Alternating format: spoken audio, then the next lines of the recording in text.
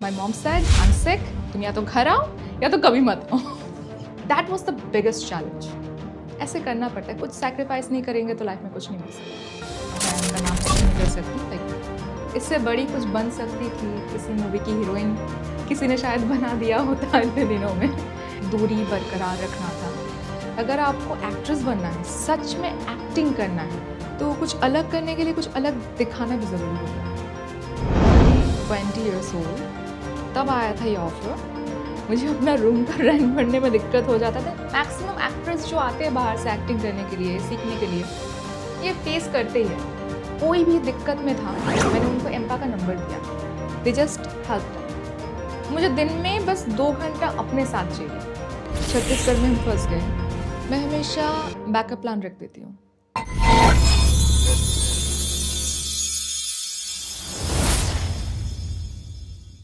Hello and welcome to the PG show. मैं हूं Prasiddh Gupta aka PG, author, life and business coach, international transformation speaker.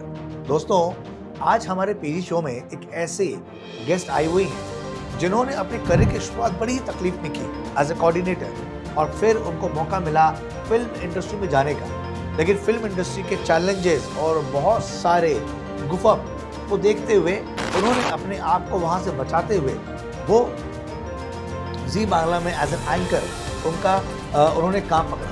और उसके बाद धीरे धीरे करते करते उन्होंने मेहनत करते हुए वेडिंग और कॉर्पोरेट इंडस्ट्री में as an host, as an anchor अपने करियर को बिल्ड किया. सो आज के एपिसोड में हम जानेंगे कि एंकरिंग की दुनिया में चाहे आप वेडिंग एंकर बनो या कॉर्पोरेट एंकर बनो, कितनी ज़्यादा अपॉर्चुनिटीज़ हैं, कितने ज़्यादा पैसे हैं, क्लाइंट्स को किस प्रकार से पकड़ा जाता है और किस प्रकार से एंकरिंग की जाती है. तो अगर आप भी पब्लिक स्पीकिंग या होस्ट या एंकर बनने में रुचि रखते हैं तो ये एपिसोड आपके लिए है. जरूर देखिए.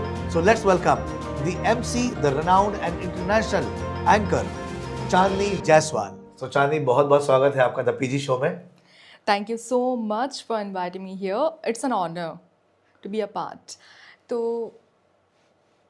आगे कुछ बोलने से पहले I'd like to thank the entire team जिन्होंने इतना हार्ड वर्क किया. Thank you so much Chandni for appreciating and acknowledgement of the team. तो चांदनी, इससे पहले कि हम बहुत सारे सवाल पूछें, कि हमारे पॉडकास्ट में हम ये बेसिकली अपने ऑडियंस से तैयार करते हैं चीज़ें कि जितने भी हमारे गेस्ट हैं उनकी जर्नी से हम ये जानें कि आखिरकार उन्होंने ये सक्सेस कैसे पाई, कितने मेहनत की, कितने स्ट्रगल्स हुए, कैसे कैसे चैलेंजेस आए और किस प्रकार का माइंडसेट उन्होंने बना के रखा. राइट. ताकि हमारे ऑडियंस में भी जो लोग, बहुत सारे लोग हैं जो एंकरिंग करना चाहते हैं या वेडिंग एंकरिंग बनना चाहते हैं, कॉर्पोरेट एंकरिंग बनना चाहते हैं या एक्टिंग करना चाहते हैं, तो वो आपकी लाइफ से सीख सके, जान सके कि भाई उनको भी क्या क्या करना चाहिए ताकि वो भी आपके जैसा बन सकें या एक बहुत ही सक्सेसफुल एंकर या एक्टर बन सके. तो सबसे पहले हम ये जानना चाहेंगे चांदनी कि आपने अपने करियर की शुरुआत कहाँ से की. मतलब क्या बचपन से आपका मन था कि मुझे बड़े होकर एक्टर बनना है, एंकर बनना है, या अचानक से आपको बड़े होने के बाद किसी को देखकर इंस्पिरेशन आपको लगा कि मुझे एक्टर बनना चाहिए या एंकर बनना चाहिए? ये पूरा जो सिलसिला है ये बेसिकली कहाँ से शुरू हुआ? Sir, thank you so much for the question. But आज शायद इतने शोज़ के बाद, इतने साल के बाद अपने बारे में जब बोलने का मौका मिला, आई एम बिट नर्वस. सो नहीं, सिंस चाइल्डहुड मेरा ड्रीम कुछ और था. मम्मी पापा का ड्रीम कुछ और था. उनको चाहिए था ICS IAS, और मेरे दिमाग में उतना घुसता नहीं था. But I was good in school. तो मुझे उस टाइम पे नहीं पता था कि मेरे लाइफ में क्या होने वाला है, क्या नहीं होने वाला है. और वो प्रेडिक्शंस एंड एवरीथिंग मैं तो कभी मानती नहीं थी. सो ऐसे ही आफ्टर 12 मुझे एक फॉर्म मिला. मैंने फॉर्म फिलअप किया, एयर होस्टेस ट्रेनिंग में चली गई, वहाँ से जॉब मिल गया. फिर 2 साल में 4 जॉब चेंज करने के बाद my mom said, I am sick, तुम या तो घर आओ या तो कभी मत आओ. So I had to come back to Kolkata. Then Kolkata में बहुत सारे जगह, अच्छे अच्छे जगह, मैं उनका नाम मेंशन नहीं कर सकती, लाइक रेपुटेड फार्म्स, होटल्स, उन्होंने रिजेक्ट किया. So it was a complete failure. मुझे नहीं पता था क्या करना है, and I was pursuing graduation that time. So it was very hard. और पापा के डेथ के बाद एक एक पैसा मैटर करता था, तो ट्यूशन्स नहीं थे एंड एवरीथिंग. ऊपर से लोकल स्कूल में, so my English was not good. क्या करूँ समझ नहीं आ रहा था. देन आई गॉट समवन जिन्होंने मुझे गाइड किया. ओके. माई मेंटर, मेरी school teacher, and I met Parijat Chakraborty, Okay. Actress. तो उनके गाइडेंस से, उनके कुछ रेफरेंस से जूनियर आर्टिस्ट, फिर उसके बाद कुछ छोटे मोटे कैरेक्टर्स। देन वहाँ पे क्या हुआ, मुझे ये पता चला कि एक्टिंग इज़ रियली टफ, इतना ईजी नहीं होता है। Glamour industry is really tough, इसको हैंडल करना, मेंटेन करना, इसके पीछे इतना खर्चा करना, खुद को इतना फिट रखना, that's not possible for me at least. So Pari ma'am ने फिर एंकरिंग का स्कोप दिया, उन्होंने सिखाया कि ऐसे करना है, ऐसे confidence. I was so naive that time, like एक सिंपल लड़की जिसको कुछ नहीं पता है, जिसको ग्रूमिंग नहीं आता है, जिसको ठीक से बात नहीं करना आता है। Like I was into corporates, तो मुझे इतना पता था कि ऐसे हैंडल करते, क्लाइंट्स ऐसे हैंडल करते। यहाँ पे एक्सपीरियंस जो हुआ था 4 कंपनी से, तो वो मेरे पास था। उसको लेके मैं स्टेज पे हज़ारों लोगों के सामने कैसे करूं, that was the biggest challenge. Camera के सामने तो आ जाता है, बट इतने लोगों के सामने वहाँ पे कुछ कुछ होता है जो स्क्रिप्टेड नहीं होता है, जो अपने दिमाग से निकालना होता है। तो somehow I managed. ओके, सो अचानक से कई बार मैंने भी एक बात पढ़ी थी ना कि we do not choose a mission, mission choose you. तो शायद आपके जीवन में कुछ ऐसा ही हुआ है ना कि आप जो बनना चाहती थी उसने आपको चुन लिया। मतलब आपने कोर्स कहीं और से किया, एजुकेशन वाला डिपार्टमेंट बिल्कुल अलग था और आप एयर होस्टेस के लिए आप गए, फिर आप होटल मैनेजमेंट के लिए भी आप गए, लेकिन हर जगह आप रिजेक्ट हो गए, राइट। तो शायद कुदरत को यही मंजूर था कि आप एक्टिंग करो या एंकरिंग की दुनिया में आओ। तो इस प्रकार से शुरू हुआ, बड़ा अच्छा लगा। तो अब ये बताइए कि एज एन एंकर आप किस प्रकार से अपना को मेंटेन करते हो, मतलब किस प्रकार से, जैसे जैसे एज एन एंकर में 2 चीज़ें होती हैं, एक तो आपको सुंदर दिखना है, ग्लैमरस दिखना है, राइट, आपको अपनी डिग्निटी भी मेंटेन करनी है, और सेकेंडली आपको बोलना भी अच्छा आना चाहिए। तो ये 2 पार्ट हैं जो एक एंकर में होने चाहिए, राइट। तो मुझे दोनों बताइए। सबसे पहले बताइए कि आप अपना को पर्सनली, अपनी पर्सनैलिटी को आप कैसे मेंटेन करते हो या किस प्रकार से उसका ख्याल रखते हो, ग्रूम करते हो। सो खुद को अगर ठीक रखना है, so you have to start since beginning. मतलब मॉर्निंग से जब आपका दिन स्टार्ट होता है, वहाँ से आपको फ्रेश स्टार्ट करना पड़ेगा। लाइक एक डिसिप्लिन में हर रोज़ warm water and junk food नहीं खाना है। मैंने शायद लास्ट टाइम चाउमीन कब खाया था मुझे याद नहीं। सो बहुत सारी स्पाइसी चीज़ें जो मैं पहले पसंद करती थी, सिंस लॉकडाउन मैंने बहुत हेल्दी खाना स्टार्ट किया। I have to maintain. और मैं आइसक्रीम लास्ट टाइम कब खाई थी वो भी मुझे याद नहीं है। सो ऐसे करना पड़ता है, कुछ सैक्रिफाइस नहीं करेंगे तो लाइफ में कुछ नहीं मिल सकता। तो दोस्तों देखिए, बहुत इंपॉर्टेंट लर्निंग है चांदनी के इस बात से कि अगर आपको सक्सेसफुल होना है तो कुछ त्याग तो करने पड़ेंगे, कुछ सेक्रीफाइसेस करनी पड़ेंगी। लेकिन हाँ, ये तकलीफ वाली सेक्रीफाइसेस नहीं है, ये आप दिल से कर रहे हो क्योंकि आपको जो ऊंचाइयाँ, जो सक्सेस चाहिए, ये उसके लिए बहुत ज़रूरी एलिमेंट्स हैं। और स्टेज के ऊपर में क्या बोलना है, शब्दों का चयन कैसे करना है, किस प्रकार से बोलना है, इसकी तैयारी आप कैसे करते हो। सर कुछ तो आप लोगों से सीखा है और बाकी सब क्या बताएं। इतने जगह जो मैंने एक्सपीरियंस किया है, इतने लोगों से जो मैं मिली हूँ, and they are like very high profile, very professional people. कुछ कंपनीज़ के एमडीज़ है, सीईओज़ है, जिनसे बहुत कुछ सीखने को मिला है। तो एक एक इवेंट करके वहाँ से मैं इंफॉर्मेशन एंड सीख ले लेती हूँ कि मुझे खुद को इम्प्रूव कैसे करना है। मुझे कहीं पे स्टेज पे लगा कि I was not good enough. Starting में ऐसा होता था, आई वॉज नॉट सेटिस्फाइड, मुझे माइक सेट करना नहीं आता था, कैसे बॉडी लैंग्वेज मेंटेन करना है वो नहीं आता था। तो इसके लिए ग्रूमिंग क्लासेस मुझे लेनी पड़ी थी, बट कुछ एयरलाइंस के ट्रेनिंग में से आ गया था। So it was really good, beneficial for me. बाकी आगे हो जाता है टाइम के साथ, एक्सपीरियंस के साथ, क्योंकि बुकिश नॉलेज उतना इम्पॉर्टेंट नहीं जितना आप अपने एनवायरनमेंट से सीख सकते हैं। आप कैसे लोगों को चूज़ कर रहे हैं, आपके फ्रेंड सर्कल कैसे है, उसके ऊपर डिपेंड करता है कि आपका फ्यूचर कैसा रहेगा। सो मुझे अपने लाइफ से बहुत लोगों को ओमिट करना था, मैंने किया। Now today I am growing. देखिए, ये भी बहुत इंपॉर्टेंट लर्निंग है चांदनी आपकी बातों से कि it is important to be in a good circle, और उससे भी ज़्यादा इम्पॉर्टेंट है to be away from the bad circle. क्योंकि अगर आप अपने लाइफ में बहुत सारे लोगों को ओमिट नहीं करोगे, जैसे चांदनी ने किया, तो शायद कामयाबी थोड़ी सी मुश्किल हो जाती है। और कामयाबी तभी इजी फ्लॉलेस बनती है जब आप ज़िंदगी में ना उन चीज़ों को हटा देते हो जिनकी सचमुच आपको ज़रूरत नहीं है, आपकी लाइफ को ड्रैग कर रहे हैं। अच्छा चांदी, मुझे बात बताइए कि जैसे आपने बताया कि सबसे पहले जब आप आई तो आपने सबसे पहले एक्टिंग शुरू की, तो एक्टिंग में क्या क्या चैलेंजेस आता है? क्योंकि देखिए बहुत सारे लोग हैं जो एक्टर बनना चाहते हैं। देखिए आज बॉम्बे कोई भी आदमी आता है तो कहते हैं कि बॉम्बे हर आदमी पहले हीरो बनना ही आता है, वो एक्टर बनना ही आता है, करेक्ट। लेकिन बहुत कम लोग जो है वो उस एक्टिंग लाइन में आ पाते हैं, और उसमें बहुत कम लोग हैं जो ऊंचाई तक पहुंच पाते हैं और सस्टेन कर पाते हैं। तो एज एज एन एक्ट्रेस आपको क्या क्या चैलेंजेस फेस करने पड़े शुरुआती दौर से? लाइक आई डोंट ड्रिंक, मुझे ड्रिंक से थोड़ा सा दूरी बरकरार रखना था। सो पार्टीज़ एंड एवरीथिंग, तो उस टाइम पे पार्टी जाना, हर रोज़ खुद को ग्लैमरस दिखाना, एक कपड़ा दोबारा यूज़ नहीं करना, ऐसा मेरे अंदर भी आ गया था। तो मैंने देखा कि this is not gonna happen, कि मुझे ऐसे एक्ट्रेस बनना है शो ऑफ करके जो मैं नेचुरली नहीं हूँ, जो मुझे दिखाना है कि आई एम सो गुड। इतना नहीं दिखाना है, मैं जैसी हूँ वैसे रहना है। और एक्टिंग में क्या है, कुछ ओवर ड्रामेटिक कुछ सिचुएशंस थे जो मुझे नहीं चाहिए था। तो धीरे धीरे ये सब पता चला कि अगर आपको एक्ट्रेस बनना है, सच में एक्टिंग करना है, तो बी योरसेल्फ। ओके। और जैसे एक्टिंग की दुनिया में ये भी कहा जाता है कि लड़कियों के लिए बड़ा मुश्किल होता है, they have to like do some of the those kind of stuff जो एक लड़की शायद अपने मन से ना करना चाहे, तो वो एक मजबूरी का हिस्सा बनता है। तो उस तरह के सिचुएशंस पर आप क्या कहना चाहोगे कि कैसे चैलेंजेस होते हैं, आपको क्या क्या चैलेंजेस फेस करने पड़े उस सिचुएशन पर, और आपने कैसे हैंडल किया उसे?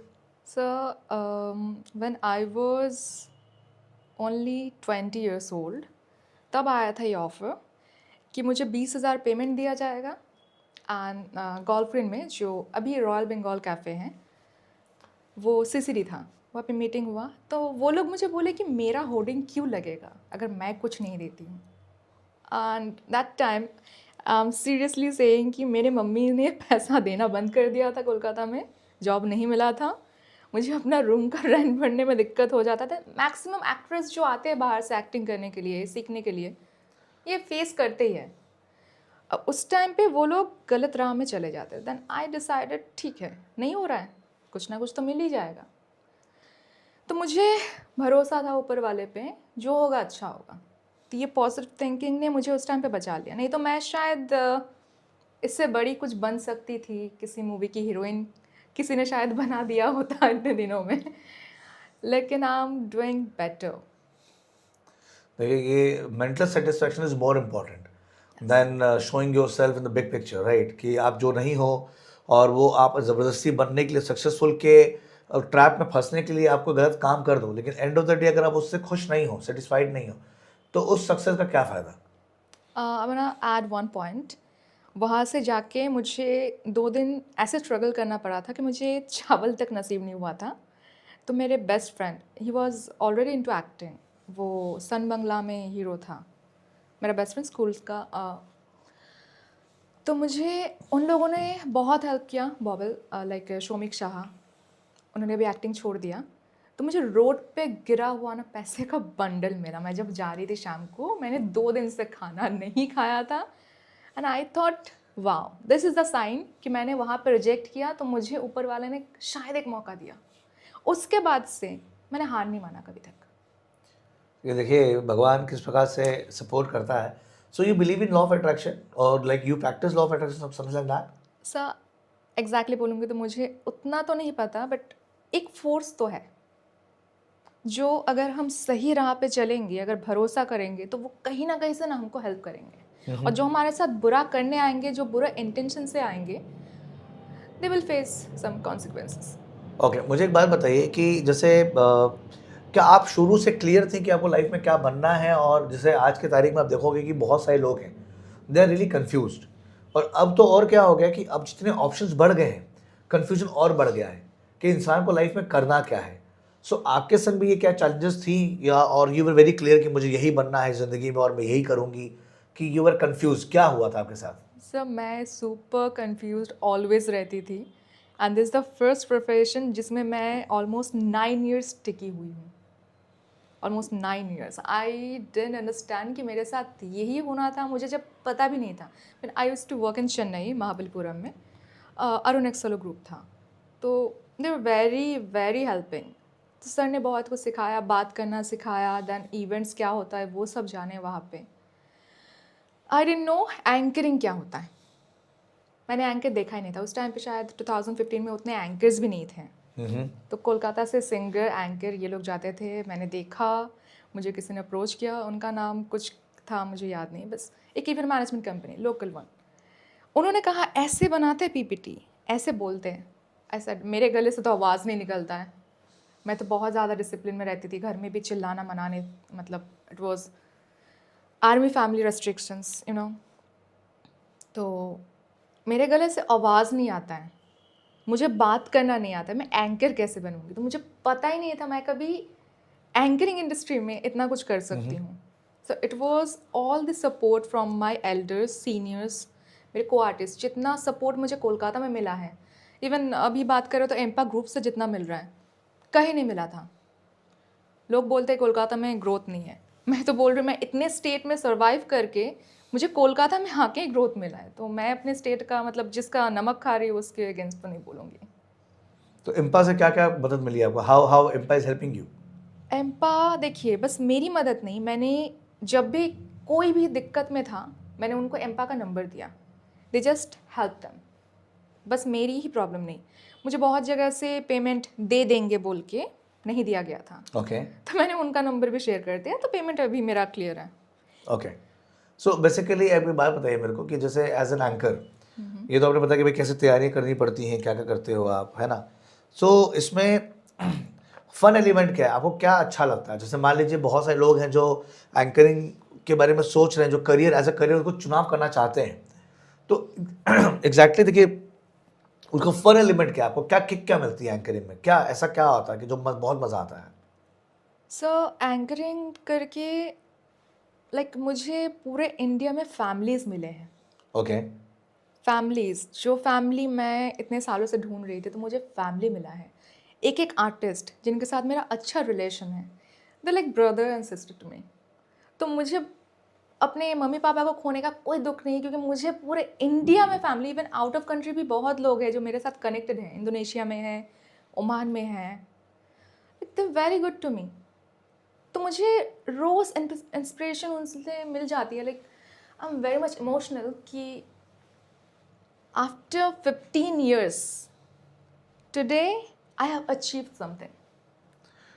देखिए ये तो आपको बहुत प्यार मिल रहा है, इसके फ़ायदे तो बहुत हैं, लेकिन इस फ़ायदे को पाने के पीछे संघर्ष क्या करते हो आप? मतलब what kind of daily routine you follow?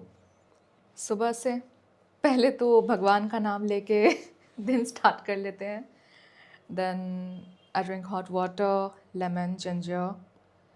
उसके बाद थोड़ा बहुत ब्रेकफास्ट मिल जाए तो दैट्स फाइन, नहीं तो थोड़ा सा एक्सरसाइज, ओके हल्का एक्सरसाइज। ठीक है। और एंकरिंग के लिए किस तरह की आप स्किल को डेवलप करते हो? एंकरिंग के लिए मैं एक्चुअली पर्टिकुलर टाइम रख लेती हूँ, या तो रात में सोने से पहले, या तो कभी भी शो से थोड़ा सा फ्री होके अपने साथ टाइम। तो उस टाइम पे मैं ना चिल्ला के गाना गाती हूँ, ओके जितना भी बेसुरा हूँ मैं चिल्ला के गाना गाती हूँ। मुझे अपना आवाज़ सुनना होता है कि मैं कहाँ पे गलती कर रही हूँ, कहाँ पे मेरा मॉड्यूलेशन ज़्यादा हो रहा है, कहाँ पे मैं ज़्यादा ओवर रिएक्ट कर रही हूँ, कहाँ पे मैं कैसे बात कर रही हूँ, तो वो मैटर करते हैं बहुत ज़्यादा। मुझे दिन में बस 2 घंटा अपने साथ चाहिए, बाकी टाइम मैं कुछ भी भसड़ हो, कुछ भी लाइक मारपीट हो, कुछ हो, वहाँ पे जाके ठंडे दिमाग से I can sort it out. Okay. So देखिए इसमें भी एक इम्पोर्टेंट आपने बात कही कि अपने संग समय निकालना बहुत ज़रूरी है। मतलब you have to go on a date with yourself. यही सेम चीज़ मैंने धूम फिल्म में भी देखी थी कि धूम 3 में जो आमिर खान के जो डबल रोल थे, तो जो दूसरा रोल होता है वो पूरा संडे सिर्फ अपने संग स्पेंड करता है, बाद बाकी वो बाकी 6 दिन जो है वो अपने भाई की सेवा में लगा रहता है और हिडनली वर्क करता है। तो ये कई किताबों में बात कही गई है कि love your self, know your self, analyse your life, अपने बारे में जानना बहुत ज़रूरी है। और देखा गया है कि आप सही में देखोगे कि हम मैक्सिमम टाइम दूसरों को ही खुश करने में अपने जीवन को स्पेंड कर देते हैं, राइट? अपने बारे में हम हार्डली बहुत कुछ जानते हैं, ठीक है ना? तो एक बात बताइए, तो माइंडसेट जो है आप एक strong mindset being a girl, it is not easy to travel to different cities doing shows and regular shows हैं। सीजन में आपके पास बिल्कुल टाइम नहीं होता है, कभी आप कलकत्ता में, कभी दिल्ली में, कभी बॉम्बे में, कभी गोवा, कभी ओमान, कभी दिस, कभी दुबई, कभी सिंगापुर।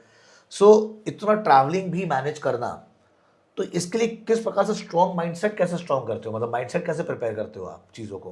क्योंकि देखिए हर तरह में, हर जगह जो आप जा रहे हो, अलग तरह के लोग हैं, कहीं पर आपको रिस्क भी हो सकता है, कहीं पे चैलेंजेस भी फेस करने पड़ते हैं। तो इन सारे चीज़ों में आप अपने आप को प्रोटेक्ट कैसे करते हो, नंबर वन? नंबर टू, कैसे अपने आप को स्ट्रांगली आप स्ट्रांग बना रहे हो? सर एज आई सेड कि अगर मेरा हेल्थ सही नहीं रहेगा तो मैं फ़ाइट नहीं कर सकती, और फाइट करने का सिचुएशन अभी तक आया नहीं, थैंक्स टू गॉड।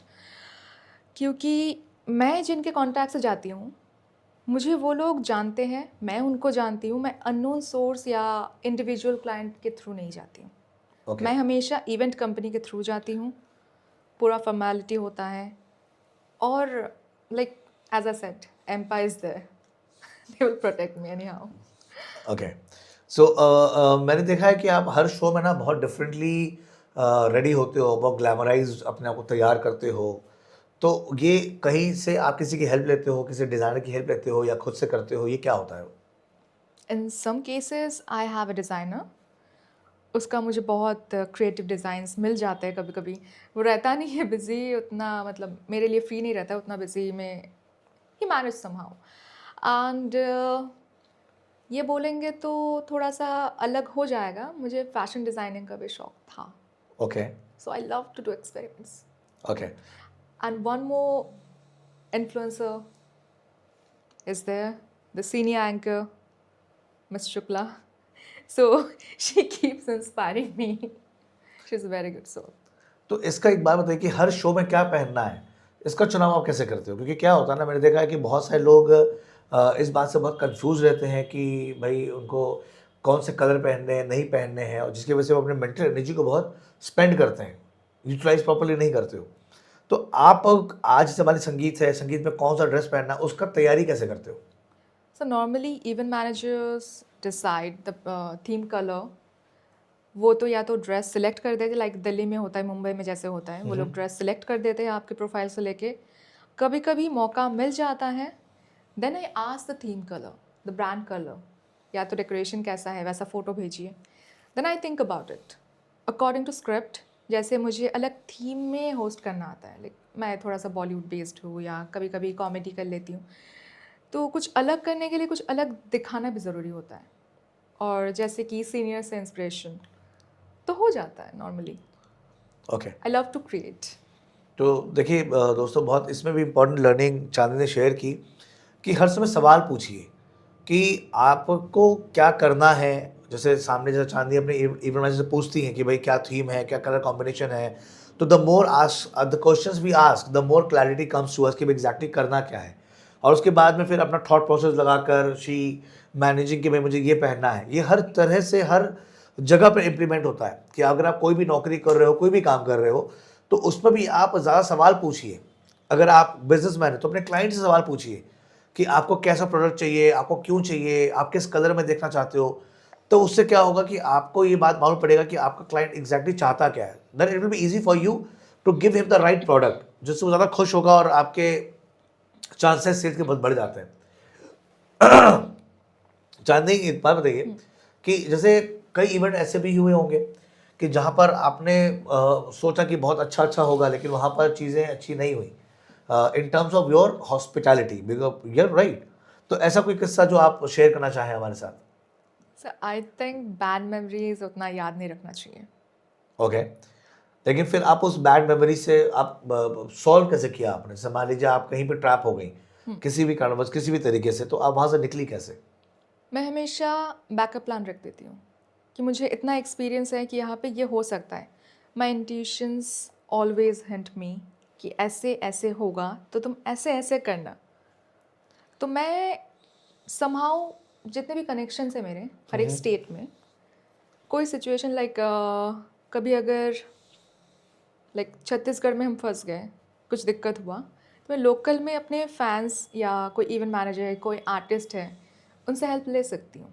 और मैं बोलने पे लोग इतने अच्छे हैं, कभी भी किसी भी टाइम किसी भी सिचुएशन में वो लोग आ जाते हैं। ओके, तो देखिए ये आपके हर जवाब में कुछ ना कुछ सीखने मिल रहा है कि देखिए इंसान को ना बैकअप प्लान भी बहुत ज़रूरी है कि अगर आप कोई काम कर रहे हैं तो अपना बैकअप प्लान भी करिए। और दूसरा इम्पोर्टेंट ये है कि देखिए जो लोग हमें सुन रहे हैं, जिनमें कई लोग जो एंकरिंग करना चाहते हैं, एंकरिंग कर भी रहे हैं, कई बार मैंने देखा है कि कई लोग अपने शहर से जब दूसरे शहर जाते हैं तो प्रॉपर इन्फॉर्मेशन नहीं होता है कि शो कहाँ पर है, वो कहाँ रुकेंगे, कहाँ क्या इंतज़ाम होगा, और अपने घर वालों को भी इन्फॉर्म नहीं करते हैं, तो बहुत सारे लोग फंस भी जाते हैं। दोस्तों देखिए ग्लैमर इंडस्ट्री जितनी सुंदर है देखने में और काम भी बहुत है, लेकिन अपनी रक्षा करना तो आपको खुद ही देखना होगा, राइट। जैसे आज चांदी बीइंग अ गर्ल हर शहर घूम रही है और अपना प्रोटेक्शन खुद देखती हैं कि भाई मुझे अपने आप को कैसे बचा के रखना है हर सिचुएशंस पर, राइट।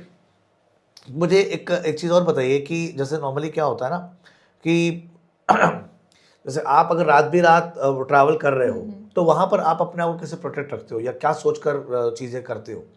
सो मेरी रिस्पॉन्सिबिलिटी मेरे इवेंट मैनेजमेंट टीम के ऊपर होती है। लेकिन कई बार ऐसा होता है ना कि कोई इवेंट मैनेजर आपको प्रॉपरली जैसा वो बोलता है वैसा नहीं करता, या मान लीजिए उतना रिस्पॉन्सिबिलिटी नहीं दिखाता, उस सिचुएशन पर आप क्या करते हो? मैं तो पहले से पूरा ईमेल में कंफर्मेशन ले लेती हूँ। तो ऐसा आज तक हुआ नहीं, बट बहुत लोगों के साथ हो चुका है, क्योंकि वो लोग इवेंट मैनेजमेंट टीम को डिच करके डायरेक्टली क्लाइंट के साथ जाते हैं। ओके। सो वहाँ पे उनका हो जाता है, वो लोग शायद 2,000 रुपये ज़्यादा करने के लिए, आई डोंट नो, बट उनका रेपुटेशन के साथ साथ उनका लाइफ का भी रिस्क हो जाता है। बहुत लोग शायद गायब भी हो जाते हैं या कोई ऐसा दुश्मन बना लेते हैं, उनको पता भी नहीं होता है। तो ये गर्ल्स के सेफ्टी के लिए बस नहीं है, बॉयज़ के साथ भी ऐसा हो सकता है। तो उनको सब देख के सोच के प्रॉपर इन्फॉर्मेशन लेके फिर जाना चाहिए, आई थिंक सो। ओके, देखिए ये बहुत अच्छा है, इम्पोर्टेंट मैसेज है कि कई बार जैसे चांदी ने कहा कि होता ही है कि कई लोग जो हैं वो इवेंट मैनेजर को क्रॉस करके डायरेक्टली क्लाइंट से डील कर लेते हैं केवल 2-3 हज़ार रुपये एक्स्ट्रा कमाने के चक्कर में, लेकिन आप जानते नहीं हो कि इवेंट वो आदमी कैसा है, और खासकर गर्ल्स के मामलों में तो ये रिस्क हो सकता है मामला। तो इसमें हमेशा ख्याल रखिए कि एक प्रोटोकॉल जो होता है हर हर इंडस्ट्री का, वो मेंटेन करिए कि आप सारा इन्फॉर्मेशन जो है ईमेल पर दीजिए, ताकि अगर कुछ गड़बड़ भी होता तो आपके पास कुछ प्रूफ तो है चीज़ों को संभालने के लिए, केस करने के लिए, कुछ भी चीज़ों को करने के लिए। अच्छा मुझे बताए, आप बहुत ग्रो कर रहे हो, राइट। सो हमारी ऑडियंस जो कई नई लड़कियां हैं अलग अलग शहर से, है ना, जो एंकरिंग की दुनिया में आना चाहती है, क्योंकि अभी भी एंकरिंग में बहुत ज़्यादा गैप है, मतलब कई लोग आ सकते हैं, राइट। सो उनके लिए आप क्या मैसेज देना चाहोगे? सो बस इंडिया में नहीं, out of country without a host event conduct नहीं हो सकता है। वो लोग बहुत हाई पेमेंट देते हैं, like I was in contact for Sweden in 2021। तो वहाँ पे एंकरिंग के लिए बहुत स्कोप था, बट वहाँ पे एक चीज़ की वजह से मैं रुक गई थी, दैट वाज माय मॉम। तो यूएस में, लंदन में back to back corporate events या सोशल इवेंट्स में एंकर आर रिक्वायर्ड। तो उसमें अगर आप लोगों को सोचना है तो वैसे खुद को इम्प्रूव करना होगा। बेसिक जो तरीका है किसी का कॉपी करके या सेम प्रोसीजर से आप लोग आगे नहीं बढ़ सकती, तो कीप लर्निंग, सीखते जाओ, बहुत मौका है। लेकिन उसके साइड में आई गेस एक आपको पार्ट टाइम जॉब रखना चाहिए। पूरा एक एंकरिंग में इन्वेस्ट करके या डिपेंड करके आप लोग आगे नहीं बढ़ सकती। मतलब एक दूसरा सेक्टर भी होगा, like not only anchoring. Like कुछ लोग टीचर्स भी है, आई नो फ्यू पीपल जो लोग टीचर्स भी है रविंद्र भारती यूनिवर्सिटी में, बट उन लोगों का साइड में सिंगिंग, एंकरिंग सब चलता है, तो पार्ट टाइम। तो स्कोप हर इंडस्ट्री में है, एंकरिंग में बहुत ज़्यादा है, एक्टिंग में भी बहुत ज़्यादा है, बट प्रॉपर इन्फॉर्मेशन लेके जितना आप खुद को ग्रूम करेंगे, जितना सीखेंगे, हर एक सेक्टर से आप लोग सीख सकते हैं, उसके बाद ही ग्रो कर सकते हैं, राइट। ग्रेट। सो बहुत सारी लर्निंग मिली चांदनी आज से एपिसोड में, बहुत बहुत मज़ा आया बात करके। So thank you so much for coming. So दोस्तों ऐसे एपिसोड हम बार बार बनाएंगे और चांदनी को हम दोबारा बुलाएंगे, क्योंकि एक ही एपिसोड में इतनी सारी बातें नहीं पॉसिबल हो सकती हैं, और नई स्टोरीज और नए किक्स और नए इन्फॉर्मेशन के साथ हम चांदनी फिर से आशा करेंगे कि आप हमारे द पीजी शो में आएँ और अपने विजडम को आप शेयर करें। Thank you so much. Thank you so much, it was really fun and first time मैं इतनी नर्वस थी, लाइक मैं जी के बाद कहीं और इंटरव्यू दे रही हूँ but after so many years, thank you so much. Thank you. So दोस्तों, ये तो था हमारा एपिसोड, और हम इसी प्रकार से हर एपिसोड में अलग अलग एंटरप्रेन्योर्स, अलग अलग सक्सेसफुल लोग, सेलिब्रिटीज, ऑथर, आर्टिस्ट इन्हें लेकर आते हैं ताकि वो अपनी जर्नी के जरिए आप सभी को इंस्पायर कर सकें और आपको नई रास्ते, नए राह दिखा सके ताकि आप भी उनकी तरह बन सकें। सो अगर अभी तक आपने इस चैनल को सब्सक्राइब नहीं किया है तो जल्द से जल्द सब्सक्राइब कर लें, और अगर आपको ये एपिसोड पसंद आया हो तो दिल से उसे लाइक कीजिए, अपने दोस्तों के साथ शेयर जरूर करिए ताकि वो भी एक नई जानकारी ले सकें, नया कुछ सीख सकें और जीवन में आगे बढ़ सकें। बहुत बहुत धन्यवाद।